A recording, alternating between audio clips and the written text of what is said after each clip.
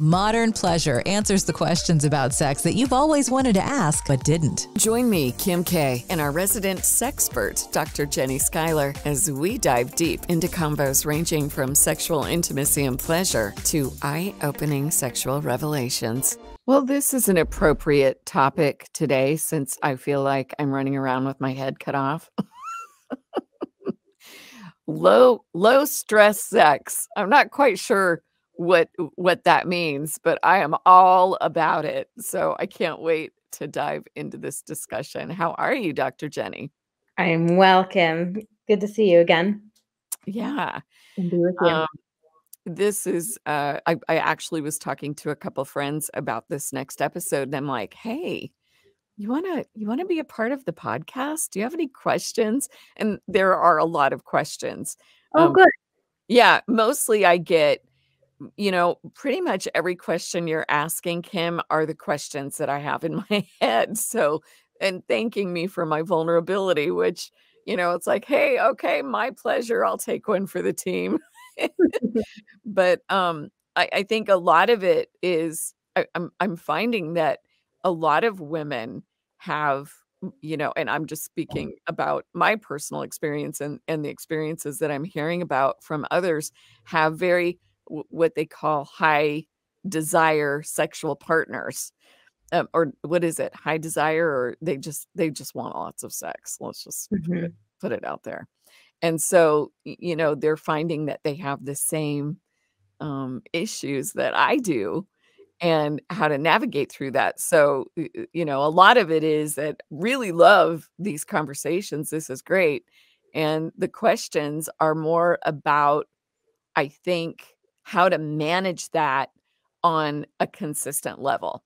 I think that's the part that's hard. And we talked a little bit about this, I think, last time, about how I felt like I was taking, a few steps forward and a few steps back because, everything changes, right? And I'm wondering if that can't be a part of our conversation today, because I know that was one of the questions. Before we get started, though, I'd like to thank our sponsor, Adam and Eve, for being a part of this podcast and being so supportive, and just for being a Modern Pleasure podcast listener. You get 50% off almost any one item, plus those 10 free fun gifts and free shipping.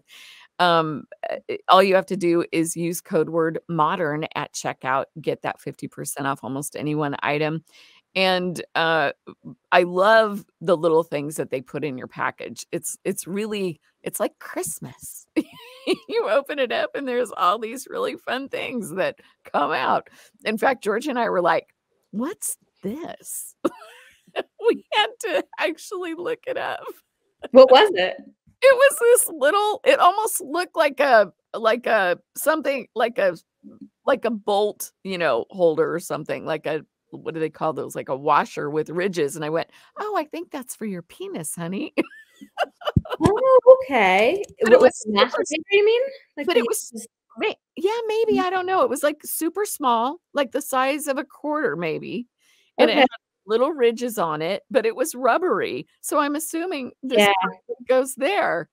But it didn't have any instructions. It just came in this little, wrapped up cellophane. And I'm like, huh, what's this? Little surprise. That's so funny. It's really funny. So go check it out. I have a lot of friends that are like, hey, got my 50% off. And I'm like, perfect. And so, in fact, my aunt just texted me the other day. She loves the show, by the way, loves it. And I know I love hearing from family. My mom hasn't dived in too much yet, but my aunt just texted me the other day and said, got my 50% off. Use my code word modern. I'm like, oh, that's so funny. I love it. Anyway, she's just one of the more than 20 million customers worldwide that Adam and Eve have. Check out their website, adamandeve.com. They have got all kinds of great stuff. They're an amazing resource for anybody, no matter where you are in your sexual adventure. So again, use that code word modern, get 50% off almost any one item, plus those 10 free fun gifts and free shipping. So yeah, getting back to this today's episode is low stress sex. Yes. And I wanted to get back to that. Oh my gosh. I just my husband just walked in. He's bringing me breakfast. Oh, that's really sweet. Do you want to say hi, George? Hi, George. Come on, George. Actually, this is a great episode for you, George. It is a great episode for you, George. You sure you don't want to chime in? This is a good one to be on. Is this about low stress sex? Yes, it is. Yeah. It's about low stress sex. How exciting. He's being a little bashful today. Okay. He's okay. Thank you. Bye. Love you. Love you too. Anyway, so he's so sweet. He does this. He just put another deposit into his love bank. Yeah. So, good for you, honey. Good for you. I need to start making a few more deposits myself. But anyway, so we were talking a little bit about how I kind of posed this question to some of my friends that are listening. And the one common question that they all had was, how do we keep this going? How do you keep that playfulness in your relationship? And how do you not let stress kind of, insert its ugly head into that part of intimacy that we're trying to continue to connect with? And a lot of that is, it's very hard to be playful when you're stressed, Totally. It's hard to do anything when you're stressed. Yeah, for sure. Let alone sex. Right. For sure. So how do we do that? Yeah. I mean, first, I just want to validate that there are very few people on this planet, certainly in this country, that, walk around with very little to no stress. So knowing that that is just part of the environment, how do we work with it? And so there's a lot of things, I think when it comes to stress and sex, there's a lot of things to know. If we're highly stressed, it's hard to make a quick transition into sex. Now, for some people, sex, arousal, and orgasm takes away stress. For a lot of people, I think actually that does. If we can get into the act, and by the act, it could be penetration, it could be oral sex, it could be manual sex, it could be solo sex, right? If we're able to get into it and have enough arousal built up, then definitely the stress can be lessened. And that's the benefit of sex, to lessen stress. I'm going to say that when you're talking male, female, I'm going to say that male stress relief definitely is a sexual relief type of a preference, where Yeah. you're with me, I'm going to speak about me. Yeah. And maybe some women that I know, it is hard to just change into that, or to even consider that maybe having an orgasm is going to relieve my stress because you're not in that mind frame. Yeah, I mean, totally. So you have to be able to get into it far enough. So the thing, and you're right. So if you talk about the differences in our sex and in our biology, generally speaking, right? So we're talking stereotypically, which is not everybody, but generally speaking, absolutely. If you have lower testosterone, if your arousal is more elusive, right? So Yeah. that's usually an advent. That's usually because of either stress and or testosterone. So if you are a human with lower testosterone and or higher stress, this is a hard combination to access your arousal, right? And it is through arousal. It's like when we have that arousal brain, or it's high enough that we don't care if the saber-toothed tiger is growling outside our cave, right? That's the physiological function of our arousal brain. If our arousal is high enough, then we are lost in the act of sex, whatever kind of sex you're having. And then you can, build enough arousal and orgasm to eliminate the stress. However, getting to that point is really difficult, especially if there is a lot of stress in the mix. And so stress will usually, especially for women, and I'm hearing you say that this, Kim. Stress will hijack sex, Mm-hmm. inevitably. So you want to be creative on how to work with the stress in the room. And I have two sort of methodologies on this. One is not even worrying about the stress, but saying, let's have the laziest sex possible because the stress level is too high and we can't muster more energy than we really have. So let's talk about lazy sex. And I'm going to come back to like what lazy sex is. Okay. Can't wait. The other one, also I'm the queen of lazy sex, I have to say. The other one is really understanding our human sexual response. So this is a little bit more scientific, but if you think about our human sexual response, and Masters and Johnsons were sort of the original people to plot it out, and then it was added and edited by Helen Singer Kaplan when she added in desire. And without sort of drawing a map for you, which is sort of hard on a podcast, I'll say that sex begins and sex ends with relaxation. Mm. And so it is when we get our nervous system relaxed and grounded that arousal is possible. Massage. Massage, Yes. bath, dog walks, even Netflix, like, whatever it is to kind of bring your nervous system back into like, I've arrived. I'm at my homeostasis. And I don't mean drop too low that you're so tired you can't access your arousal, right? You gotta find that happy medium, but like relaxation where you're just sort of feeling in that bliss land. Mm. And then being intentional about, now I've found my bliss state. I'm balanced. I'm in sort of that nice, relaxed mode. Now I can build some arousal from here. Yeah, because when you say like Netflix, I mean, there's been times when George and I on a, I think it was just recently, it was a real rainy weekend, and we decided to just hang out in the house and, watch Netflix and had a fire, and it was real cozy. But I think the intention was, let's see where this goes, right? We got some time. We don't have anything going on. But Yeah. you're right. You get too sunk into that couch and you're like, no, I'm just cozy right now. I don't want to even move. I know. Yeah. That happens, right? It totally happens. I mean, I think that I think you have to be really mindful. you have to be mindful. I also think TVs and screens are actually destructive to intimacy. Mhm. There's the occasional show or even erotic moving script, if you will, which you could call porn or you could call erotica, depending on the length of the narrative, if there is any, that can stimulate arousal. Right? There's some movies that are sexy that if you watch and you kind of get turned on, and it can turn into something romantic and fun. But those are further and farther between. I think that in general, screens numb us out from the world.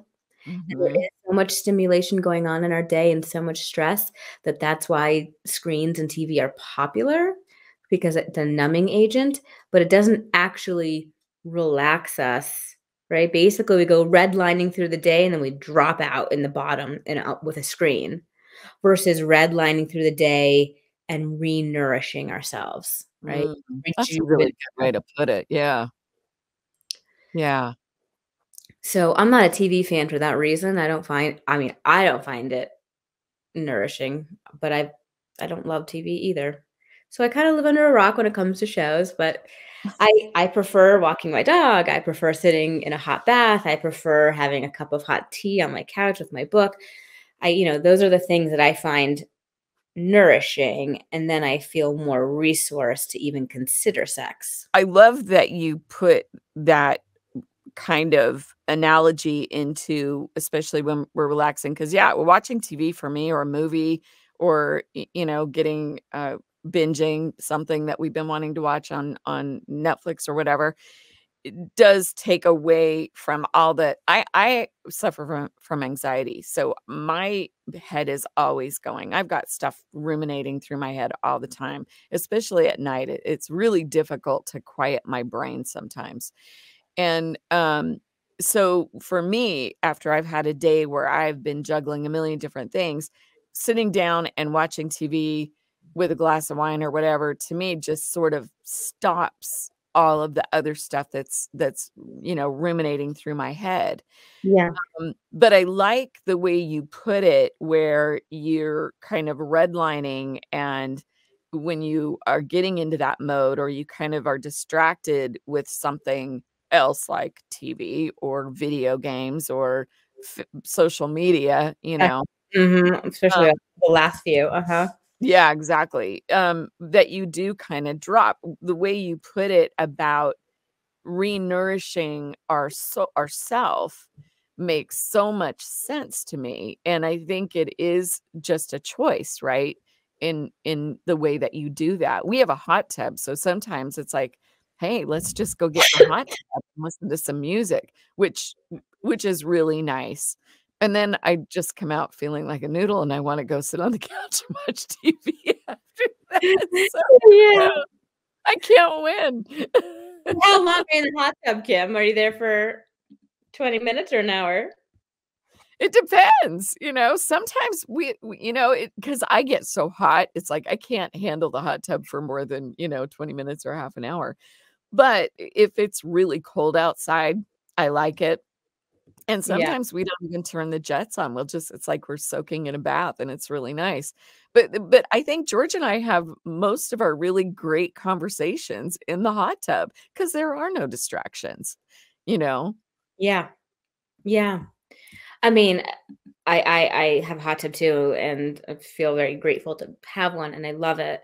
And the same thing. And it's interesting because when my husband invites me to the hot tub, I know it's not a sex night. And that's Huh. okay. What I appreciate about it is he's inviting me to connection, and he knows that this is the activity for the evening. This is nourishing, and that it's a more global investment into our intimate connection versus hoping that any particular night will be a sexy night. Right? That's really great. I love that. I'm going to throw George, are you listening? I'm going to throw that one at you because I think, well, listen, I mean, isn't it true? Hot tubs are they're associated with sex. They really are. Yeah. Every time it's like, oh, you want to get in the hot tub? Well, okay, but not for that reason. Yeah. But it is, right? I don't know why. I mean, I think you see what was it that we were watching, some kind of a game show. George likes those Family Feud, where they have to guess, and they survey 100 people, and they say, where is your favorite place to have sex outside of the bedroom? Hot tub. Yeah. Number one answer. In the hot tub, or I guess, I don't know. Just it was sex in a body of water. Maybe they added water to it. That's why hot tub was number one. But that was the question, and that was. Yeah. It's interesting. I find sex in the water not great. Some people do it. Either. You need a lot of lube because it dries out. I mean, if you're having penetration, certainly. But Yeah. even if you're giving a hand job or something like that, it's hard. Yeah, there's that weight of the water too, Yeah, it takes away, you have the lubricant component of this. I think what works in a hot tub is when you can position yourself well, so a woman can have the jet on her clitoris, and then a man can, or a woman, depending on who's having sex with who, can position themselves on, inside of the partner. Well, Make sure those jets are on low.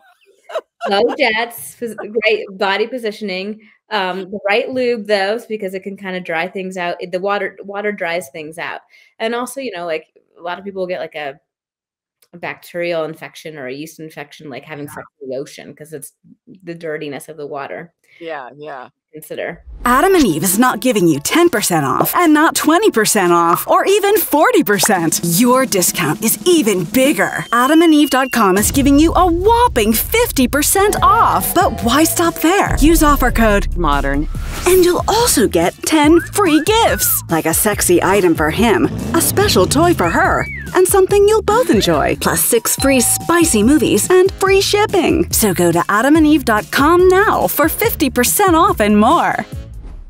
Yeah, I've never found hot tubs to be, or any body of water to be anything. I mean, it's fun to get close and intimate, you know. I mean, George and I probably kiss more in the hot tub than anything else, which is great.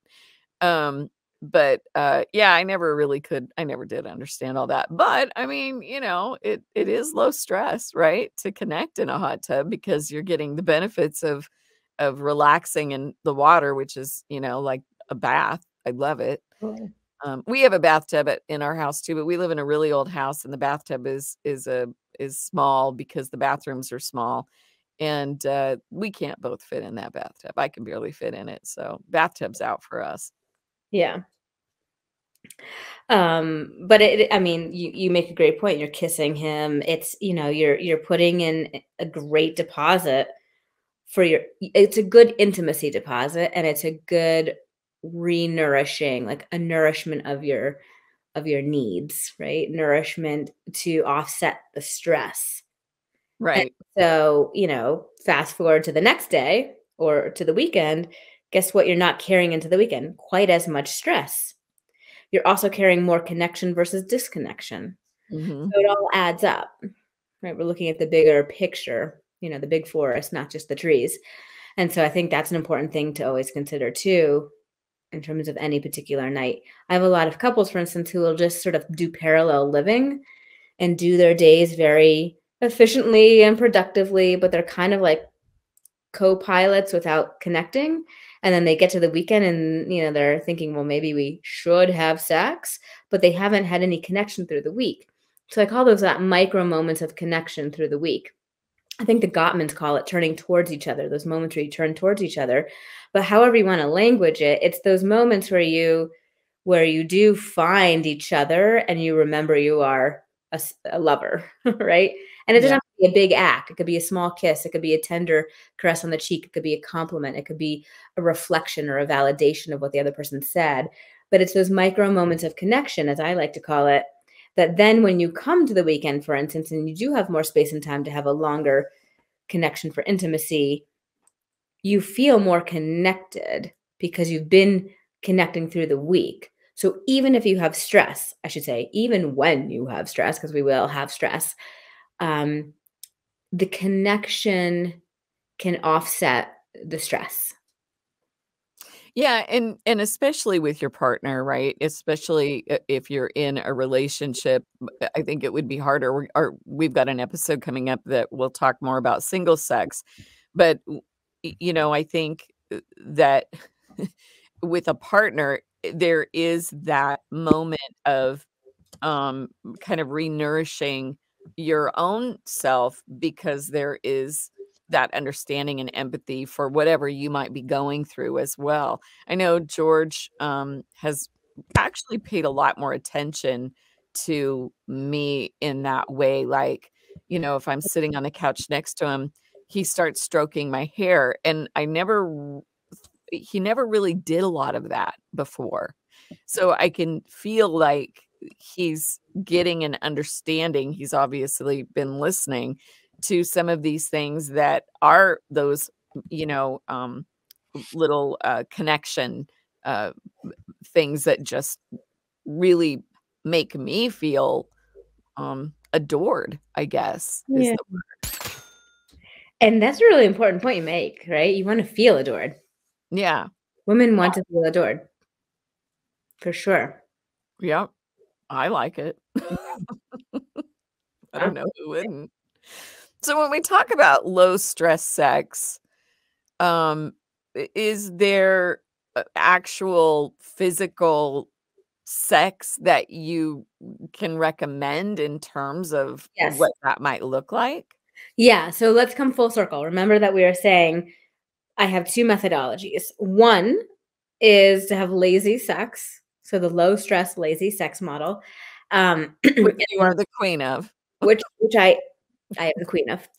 And the other is, I mean, I've got little kids. I've got a busy job. I mean, you know, I Yeah. try but number two is I try to nourish my own, you know, garden bed, if you want to use that metaphor, and do a lot of self-care.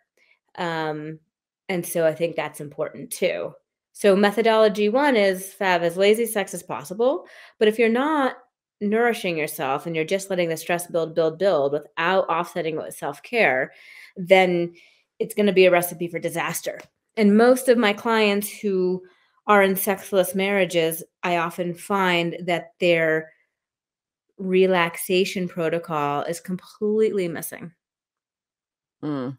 They either feel like they haven't deserved relaxation because they haven't worked hard enough, or there isn't a sort of a culture of relaxation in their family system or in their world, um, or relaxation is just elusive to them because there is so much anxiety. Yeah. Yeah. Yeah, and I mean, stress is different for everybody, right? Some people are probably going through horrible amounts of stress for, reasons that are way worse than the reasons I'm going through stress. So that's a whole other conversation, right? Yeah, totally, totally, totally. So lazy sex. So after we talk about our self-care, we've talked about a little bit of self-care, right? Walks, baths, cups of tea, hot tubbing, different things to just really relax, massage. Um, then, so that's methodology two, actually. But the lazy sex, everybody will have a different definition of lazy sex. But the one I really love, and this requires, ironically, a lot of vulnerability to get there, is mutual masturbation or side by side self pleasure. And the reason I find it to be lazy and just very accessible, simply accessible, I should say, is because as long as you have had and have going a practice of self pleasure, which most people do unless they come from a super religious background. So as long as you have a practice of self-pleasure, you generally know how to turn yourself on, how to have an orgasm, and usually pretty efficiently. Hmm. With self-pleasure, sort of, they're in, they're out, they're done. It's the rare person who will sort of like relax into it and really luxuriate in it. I do know some people who will do edging and hang out with their arousal for a long time, come to the edge of orgasm, bring themselves back down a little bit, go to the edge of orgasm, bring themselves back down. And the idea is to really, develop a really strong orgasm by edging. It So sounds like a lot of work. it's a lot of work, right? It's a lot more work. So I'd say that would be the outlier. Most people self-pleasure in a more quick fashion. It's efficient. They know how to get themselves off and off they go. Yeah, So I need to fall asleep, so I can't. It's been 3 hours. Okay, let's do this, and boom. totally. Yeah, exactly. Exactly. So then you come back to lazy sex. Well, if you have the intimacy and connection and the vulnerability to be like, yeah, I self-pleasure, I know you self-pleasure, let's just self-pleasure in front of each other, right? Maybe a leg is draped over the other person, or maybe one's like sort of laying in the other person's arms, but you're still self-pleasuring side by side. You'd still, it might take slightly longer because you feel like the other person's watching you, but that's also sexy. You're there together, which is in its own way connecting. You could, share fantasies while you're doing it if you wanted to. That's another level. That's not quite as lazy. That's Another level, yeah. like a little bit less than, if you have levels of lazy. I'm talking the laziest sex is just like leg draped over the other person, hand on one, your own hand on your own genitals or your own toy on your own genitals, and off you go. And maybe you're 5 to 7 minutes into this, and then you give your partner a kiss and go to bed. So let me ask you a couple questions about this because I hear what you're saying, and I'm sure that we practice that on occasion. But in order for some couples to feel comfortable masturbating in front of the other, also needs a certain amount of intimacy and vulnerability and connection too. And even though George and I have been married for as long as we have, it took some time for me to feel comfortable masturbating in front of him. In fact, I'm still not exactly comfortable with it. I'm very self-conscious about it. I'm not quite sure why, but I am. And so that scenario I don't know. I mean, I don't know how relaxing that would be for me in terms of self-pleasuring in front of my husband. I mean, let's go back to the little landscape job my husband did on me and how terrified I was to just spread eagle naked in front of him in that manner. So, he's fine with it, but there is that point of, bashfulness or just not feeling comfortable in that Yeah, way.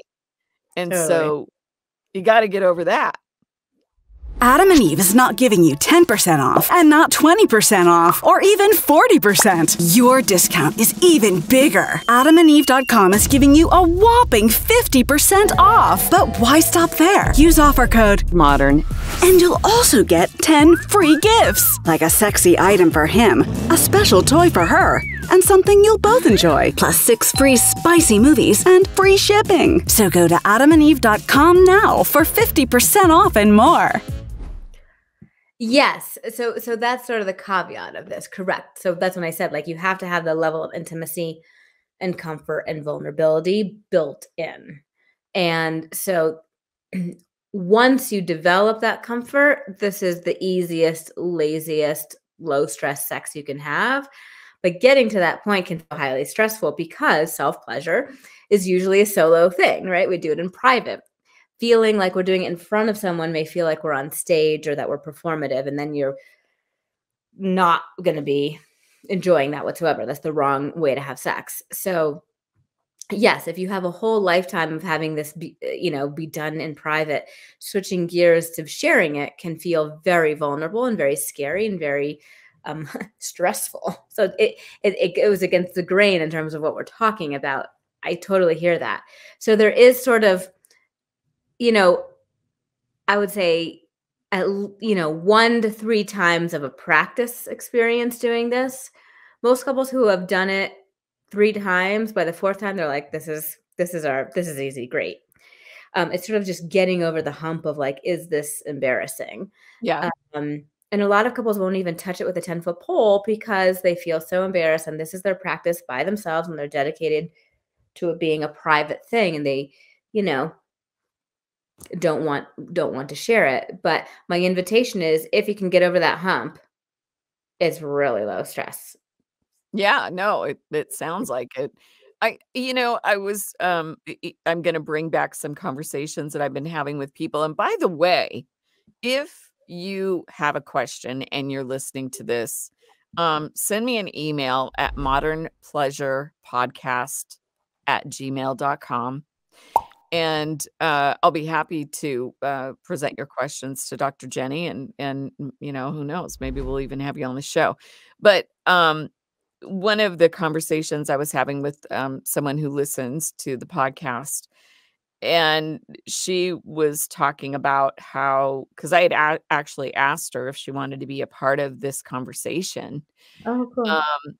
She probably would have. The timing didn't work very well for her, but she was also very hesitant. Like, I don't really know what I would say. I don't know how to contribute to this conversation. And my answer to her was, it's very freeing.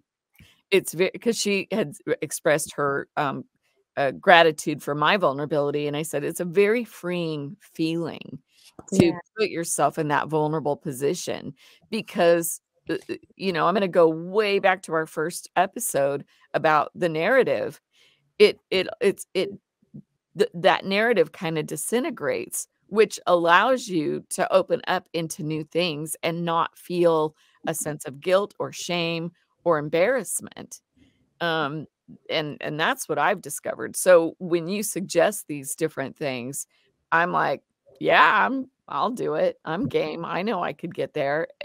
If it was, 3 months ago before we started having these conversations, not sure I would be giving you that same answer. What shifted for you then, Kim? What's the ability to say yes about for you then? Well, I think a lot of it was feeling any kind of guilt associated with what I considered to be normal sex versus the sex I was having. Okay. The more of the kind of feeling embarrassed about having a certain type of sex, like not sure if, this is okay, or, is this kind of taboo, or do I really want to go there? Or I'm just not telling myself that I'm just not into that. Yeah. When that was the narrative speaking to me, that I shouldn't be into that. Yeah. Kind of getting over the, here's a good challenge. Okay. I'm not into watching porn. Never really have been. There's a lot of reasons for it that I don't want to get into. But one of the reasons that I have a hard time with porn is I feel like it is objectifying women in a bad way. And I couldn't tell you exactly why I felt that way. I always tell my husband, that's somebody's daughter who, may have had to result to this for whatever reason. That's the answer that I give myself. And it could very well be true, but I don't I don't necessarily know that. Sure. Well, it is somebody's daughter. Pardon me? It is somebody's daughter. You're correct. Right. But I mean, why they're my question in my head was, why are they subjecting themselves to this kind of thing? To me, it didn't seem like a good idea. Mhm. But I look at it differently now. And I think a lot of it came from pleasure is pleasure. Pleasure is every person's personal introduction to whatever it is that they want and whatever their body wants, Yeah. as it was that whole consensual thing, as long as it's consensual. Yeah. And so when I started really thinking about it in that way, my viewpoint has changed. I'm Okay. still not a huge fan of porn, but I don't think I would be so judgmental about it, if that makes any sense. Yeah. It's interesting. Like, I will say what I think might be happening for you, as it happens for a lot of women more than men, although there's plenty of women who watch porn too. The pleasure that you're seeing isn't authentic. And Mhm. if you can pick up on that energetically or intuitively, or just you just see it, you're like, that's an act. It's a performance. I know for myself, I don't like watching the performance of pleasure, right? If it's authentic and I can tell it's authentic, and there's a whole category called ethical porn, where it is usually real people having real sex. They're not as uh, they're not as beautiful necessarily, according to society's standards. Right. But in a way that's almost better. They're not as blemish free. Their genitals are not as big. Their breasts are not as big. They're not as, they're just not as like Barbie doll looking, and, having huge penises. But the pleasure that they're experiencing is authentic. And so there's a lot of people who enjoy watching real sex versus the performance of it. Um, for me, Interesting. that's just a little note of differentiation there too. But it can be a sorted, industry too. Well, and it's not just the porn either. I mean, there was also the idea of using certain sex toys was just like, no way. Mhm. Where now I'm like, okay, let's try it, except for this swing that my husband said he got an email from Adam and Eve that was promoting this sex swing. He goes, hey, look, we can get it for free if we purchase these. I'm like, no. I'm not gonna do the sex swing. But Mhm. hey, speaking of which, you might like to use the sex swing, and I know Adam and Eve has one. I If you go to me one, I had to give it away because I don't have the right structure on my roof to hang. So you haven't, I mean, I'm going to ask you that personal question. Have you ever used one? Nope. No, it looks I dangerous. literally don't have the infrastructure for I have, my house is like this. I have an A-frame shape of house for all my roofs. I also have a 6 and 8-year-old, so I don't know about erecting I mean, I don't know what I would. They already they do know what I do, and they already find all the other toys from Adam and Eve or all my like vulva puppets. You know, it's a funny thing. So I think like limiting a Yeah. sex swing, you know, they have enough exposure to the wild world of my house. For me, it looked dangerous, but you know, hey, for you or anybody who's listening, it might be something really fun and adventurous. So go to adamandeve.com and use code word modern and get 50% off almost any one item, plus a lot of fun free gifts and free shipping, by the way. And they do obviously have a huge assortment of all kinds of things that you can, you know, get adventurous with. adamandeve.com, code word modern, and get 50% off any one item when you do, and those free fun gifts as well. That's funny. But but the point that I was trying to make was that I am so open now to a lot of different things that I wouldn't have been open to. And I think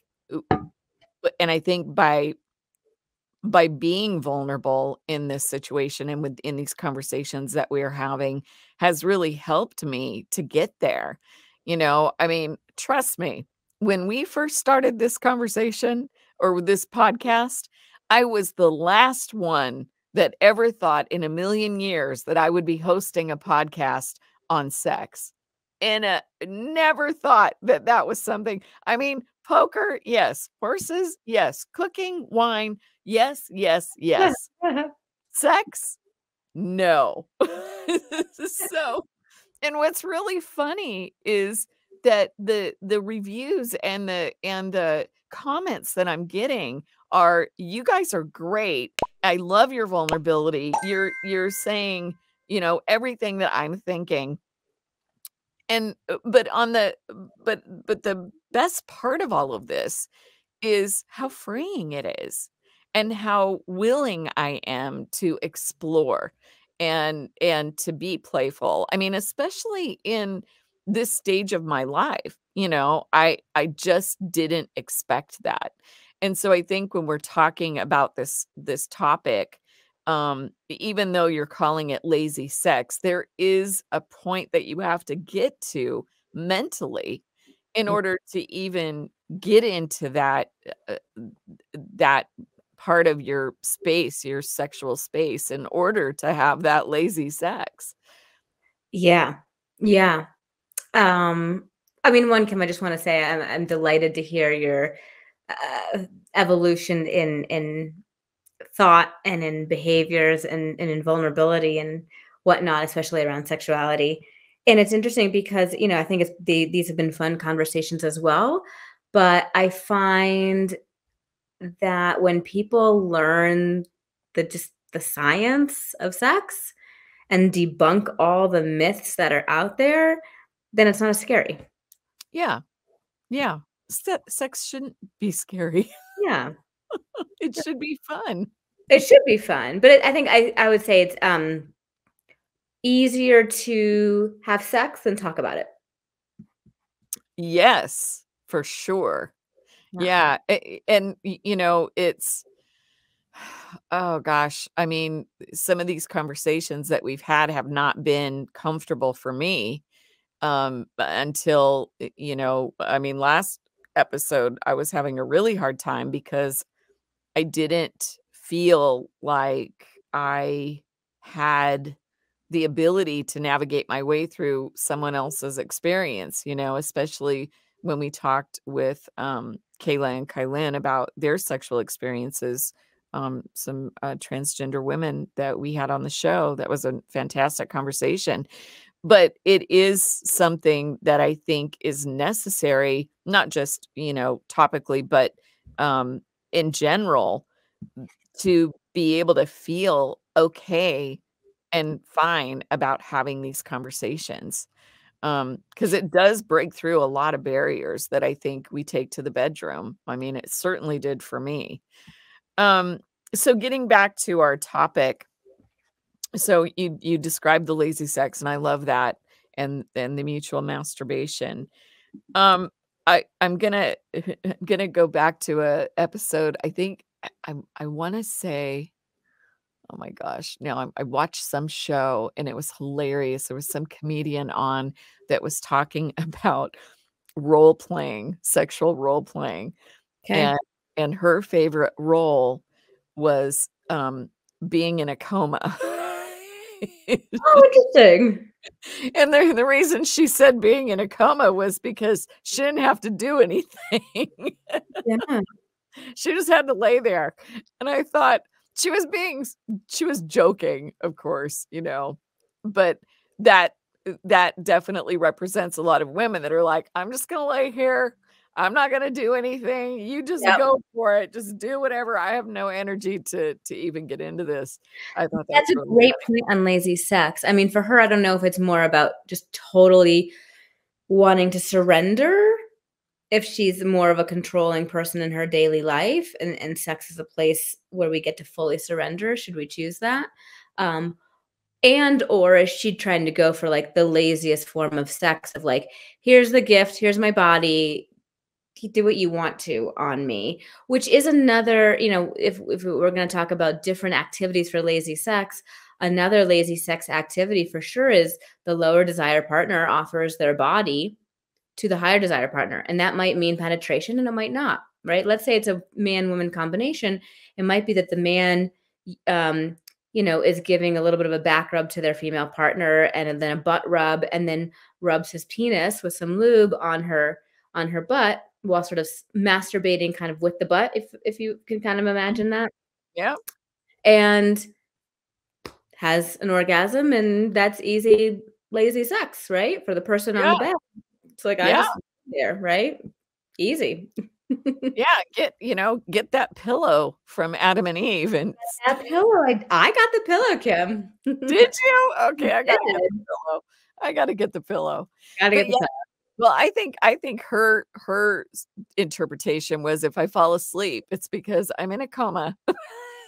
And you just do it. Although I can't imagine anybody falling asleep during sex, but maybe it does happen.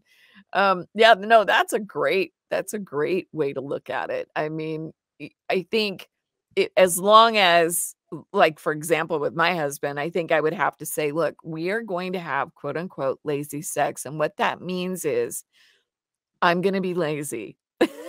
I'm not putting a lot of effort into this, but you go for it, whatever, that kind of a thing. I think definitely without putting somebody off, because, you would have to quantify it as, this is what we're having, instead of just acting lazy and the other person going, what the heck's wrong with you? Are you not into this? Yeah, it's a conversation, and every couple is different, right? Somebody listening to this podcast might go, oh my gosh, I would never just lay there for my partner. That would make me feel so objectified. And that might be a big trigger for them, right? The other couple might be like, oh my gosh, I would never self-pleasure in front of my partner. That's such a private thing. And they may feel triggered by that, right? Both things I just suggested that I think are very accessible, lazy forms of sex may be very difficult for other people. So I think it's very subjective. Some people find that, just like a hand job in the shower, offering your partner that is a really easy gift and easy sort of low stress sex. So I think low stress sex is certainly subjective. But what I'm offering is sort of different ideas to make it as low stress as possible. No, I like it. I like it a lot. Might have to really consider some of that over the weekend. We still, gosh, I'm embarrassed to admit that we still haven't used our toy that we got from Adam and Eve. I know, right?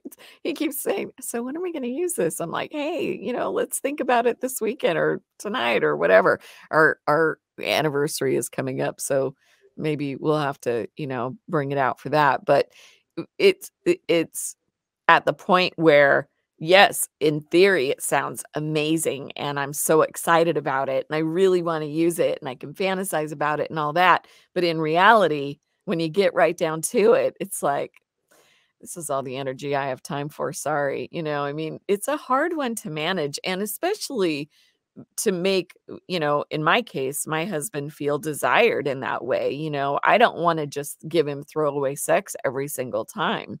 So I have to be really mindful of that too, in order for him to feel like I'm as into this as he is. I mean, he literally purchased that product on adamandeve.com as a surprise for me. I had no idea that he was going to do that. Which one did he get you? What was it? He got the one that Savannah reviewed in her first episode with us, the cock ring with the little rabbit ears. Oh, great. Okay. Yeah. Yeah. So, I'm excited to try it. But that's something so new for me, for us as a couple. Yeah. And I'm wondering if in the back of my mind, I'm not going, oh man, this, I'm not sure I'm comfortable with this or not. I've never, used anything like that before. And, I'm going to admit, oh my gosh, I have to share something with you. So remember when we had Shelly on, Shelly Stinson on her first show, which was a few episodes before, when we were talking about the chronic illness and sex. I had talked to her because I produced another podcast for her, and she goes, Kim, I didn't realize you were so inexperienced. And I went, well, I don't want to say inexperienced, or, I don't know if she used the word innocent. I'm like, not innocent by any means, but compared to you, yes, I am inexperienced, or to others, I am inexperienced. But what I'm finding out is I'm not really that different from most women who have come forward to me and said, no, I feel this way too. And so I think it's going back to that whole narrative of what is sex, what is normal sex, and how you view it or what you've experienced. I think, maybe I haven't experienced as much as some women, but I just found that really, really kind of funny and interesting. And it's true. I think there's cultural differences though, too. Cultural and ethnic differences. Yeah, I would agree with that. And, I'm not a Black person, so I can't really speak for Black culture. We could bring Shelly back on to speak for, on behalf of that. But she's a very empowered woman. Yes. And she's she's very grounded in her identity, and she's very grounded in her sexuality. And it's beautiful to watch. And I'll say that I've yet to meet a Black woman who isn't really like vivacious in her sexuality. And I'm sure there's women out there. I don't want to make a general stereotype that all Black women are vivaciously grounded in their sexuality.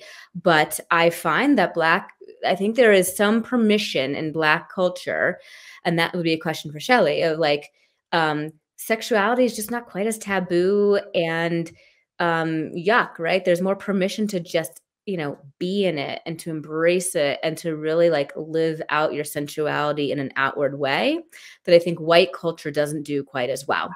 I think white culture either goes too far to like the prude side and we close it down and sort of hide it and be in private and it's more of a taboo, or there's sort of that hypersexualized side, which is more of like the compensation of that. Yeah. And I don't, I think that, being grounded in your vivation in the vitality of your sexuality is right in the middle of those two.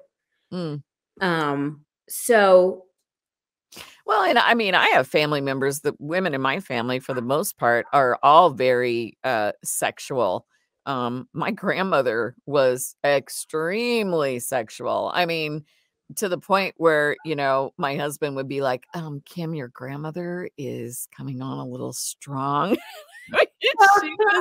She was great, I mean, she was dating until in her 90s. And good for her. She sounds amazing. Oh, she was amazing. And I have a cousin who is very sexual, and and you know, my aunt who listens to the podcast, hi Auntie M, she is extremely sexual. Mhm. Um, and so I know what that looks like, you know, based on the fact that I grew up with very highly sexual women. Um, and I think that a part of me feels like some people might actually consider me to be highly sexual just based, excuse me, just based on, you know, my demeanor. And, you know, I'm a very confident woman. Uh, and so I think that it's almost like a surprise to some to Yeah. think that I'm as, you know, naive as I am when it comes to sex. But you know, I'm okay with that. So but yeah, I think culturally, and I also just think personality, you know, women, I mean, I know some very highly sexual women, and I know women who are that just don't care, you know, and whether and they could be single and they're just like, you know, I'd like to have sex, but I really don't care. My sister is one of those. Sorry, sister.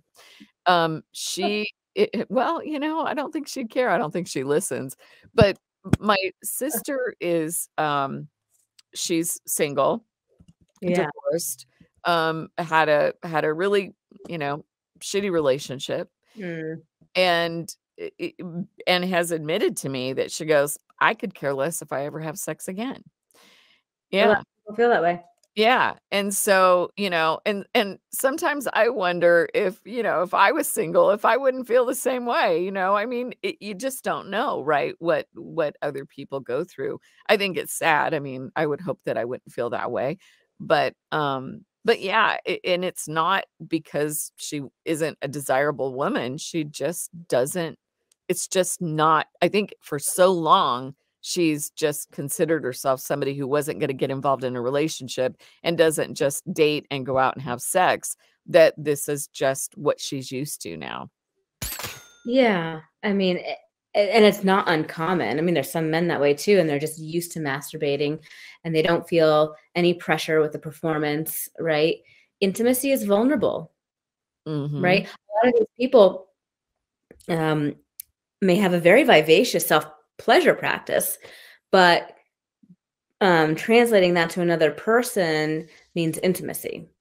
And the intimacy is vulnerable, and the And vulnerability is scary, especially if we grew up and have an intimacy imprint. I mean, I always interview every single client that comes in my office. I'm looking for their intimacy imprint, right? Which means I'm looking for their attachment wounds and and I'm looking for how intimacy was formed in their brain based on what they had role modeled, and based on what they were told. But, you know, when we have abandonment or neglect or abuse, or we're just told we're not as worthy, we feel like there's conditional love, like, so we're not, you know, we don't feel like our self-worth is there because we have to earn it versus it's our birthright. yeah, um you know, in those cases intimacy is scary because we're guarded. We come, you know, those are the imprints that create shields and guards, and so then it's hard work to take those guards down and trust someone with our heart. yeah, And it's possible. That's how we grow and evolve as humans. Um, but it's work, you know? yeah, And it's a gamble and it's a risk. yeah, and I think the older you get, sometimes the higher the risk too. Sure. But that comes full circle back to lazy sex, right? So, you know, side by side self-pleasure, right? My favorite form of lazy sex, and I don't mean personally per se, although yes, personally too, but you know, professionally, I really try to encourage that. So anyway, I invite people to consider this form because even though there is a big gamble in terms of the vulnerability of it, if you can work on that, if you can practice that and get through that, you have entered into a whole new level of intimate connection and vulnerability of sharing this activity with someone. Um, Hopefully the most sacred, you know, lover of your life, the person in front of you. And and then you have something so accessible to you. Yeah, yeah, It is a willingness to take down that guard. That's hard. yeah. And I think that's really important advice too. I love it. This was a great conversation. I really got a lot out of it. I hope Good. anybody who's listening also got a lot out of it. And again, if you have any questions and you want to pose them to Dr. Jenny, just email modernpleasurepodcast@gmail.com, and we'll be happy to present them during one of our podcasts. And next podcast, we're going to be talking about sex and the single person. Exciting. Yes. I'm hoping that we'll have a couple of guests on too that can share their experiences. So, I haven't been single for a long time, and oh my God, I would not want to be single right now. I just can't even think about that. That would just be a horrible thing to be for me. Not, I like having a partner. But glad you joined us today. Thank you so much for listening. And remember to head over to adamandeve.com and look for something that, there's all kinds of I love the little mini vibrators. I love the ones that aren't, that are really easy. That would actually make it really easy to do side-by-side mutual masturbation because it's not intimidating. You don't have this, what do you call that big one? I know you gave it a name and I was cracking up. I'm like, I think I have that one and I never use it. A rabbit? No, something else that you said. It's just, it looks like a microphone. Oh, the Hitachi wand. Yes. The Hitachi wand. Yes. But Adam and Eve have that one too, if you so desire. But head over to adamandeve.com, use code MODERN at checkout and get 50% off any one item, plus 10 fun, fantastic gifts and free shipping. Thanks to Adam and Eve for being such a supportive sponsor of the Modern Pleasure podcast. And just for listening, they're passing on that savings to you too. So 50% off any one item. Use code MODERN at adamandeve.com. Thank you, Dr. Jenny. This was a really fun conversation. And thank you for listening, and we will see you next time. Please help us grow this channel by subscribing and liking this video. I also encourage you to tap on that bell icon to receive notifications so that you won't have to miss any of our videos. And also let us know what you think of this episode down in the comments below. What sex questions do you have, and what would you want us to discuss in our next episode? Thanks for watching today's episode. And if you want to watch more videos, just tap or click on this video.